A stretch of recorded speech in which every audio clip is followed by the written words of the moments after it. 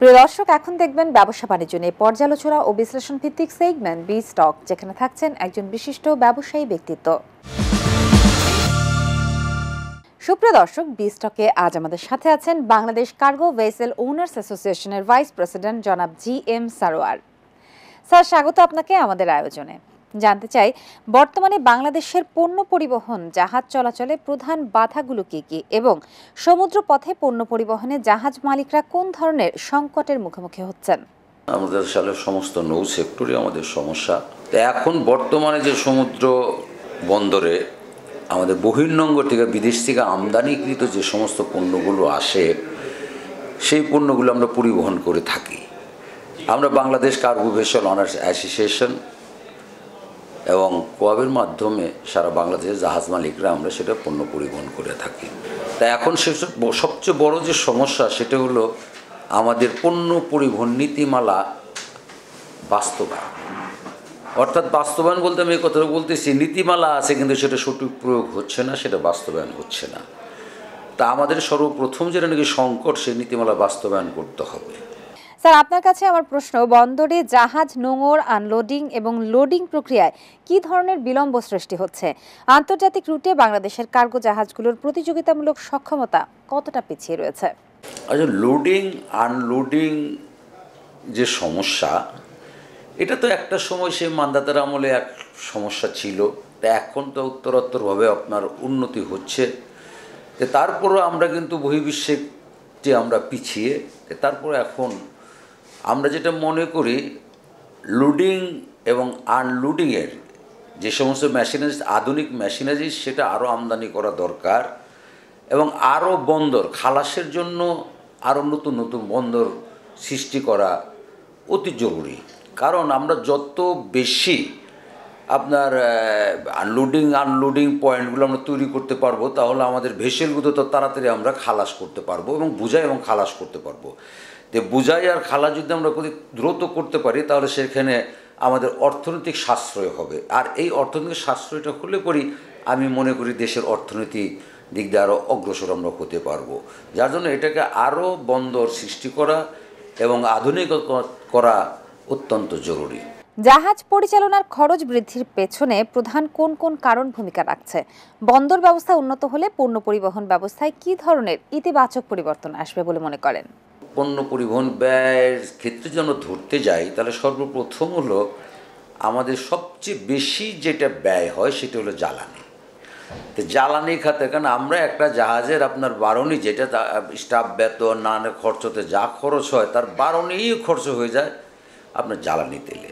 তো এক্ষেত্রে যে জ্বালানি তেলের মূল্যটা যদি মনে করেন যে আমাদের কোনো নিয়ন্ত্রণে রাখা যায়, তাহলে এটা অত্যন্ত সাশ্রয়ী হয়।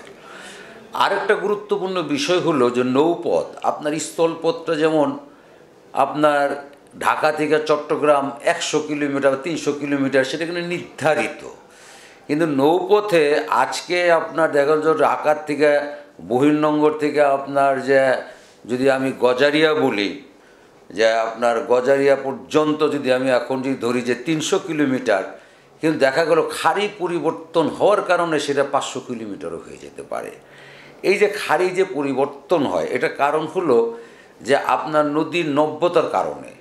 যার জন্য যদি আমরা ড্রেজিং ব্যবস্থাটা যদি আমরা উন্নত করতে পারি, আমরা নৌপথ যেমন দেখা গেল যে একটা চড়া পড়ে গেছে, আমাদের জাহাজটা 2-3 ঘন্টা আপনাকে বাগ দিয়া তারপরে যেতে হচ্ছে। এতে কি হচ্ছে, আপনার জাহাজের ঝুঁকি বাড়তেছে। কারণ ওই যে খাড়িটা আমরা নির্ধারণ করতে আমরা ভুল করতেছি, অনেক সময় চড়ার মধ্যে ঠেকে যেয়ে জাহাজটা ডুবে যাচ্ছে। এবং যার জন্য যদি আমরা সেখানে ড্রেজিং ব্যবস্থা করতে পারি, তাহলে যখন যদি আমরা 10 ঘন্টার রাস্তাটা যদি আমরা 6 ঘন্টায় আসতে পারি, তাহলে সেখানে আমার জ্বালানি সাশ্রয় হবে। এবং আরেকটা জিনিস হলো সময় সাশ্রয় হবে। আর একটা হলো জাহাজগুলো আপনার অ্যাক্সিডেন্টের ঝুঁকি কম থাকবে। বেসরকারি জাহাজ মালিক ও সরকারি সংস্থার সমন্বয়হীনতা কতটা সমস্যার কারণ হতে পারে? আমাদের যে কার্গো ভেসেল, যেগুলো নাকি আমরা অর্থাৎ লাইটারের জাহাজ যেটি বলি, অভ্যন্তরীণ আমরা যে সমস্ত লাইটার জাহাজ দিয়ে আপনার পণ্য পরিবহন করি, সেটা তো আপনার 100% নৌ অধিদপ্তরের অধীনস্থ।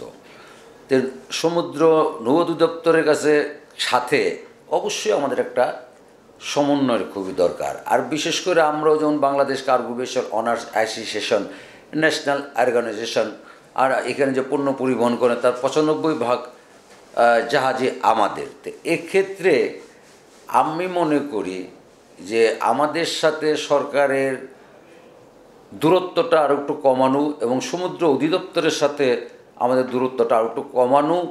কারণ এখানে আমরা একটা জিনিস দেখেছি যে আপনার পণ্য পরিবহন নীতিমালা, যে পণ্য পরিবহন নীতিমালা বাস্তবায়ন করতে গেলে যে সমস্ত পদক্ষেপগুলো নেওয়ার দরকার, আমি মনে করি সরকার থেকে সেই সমস্ত পদক্ষেপগুলো নেওয়া হচ্ছে না।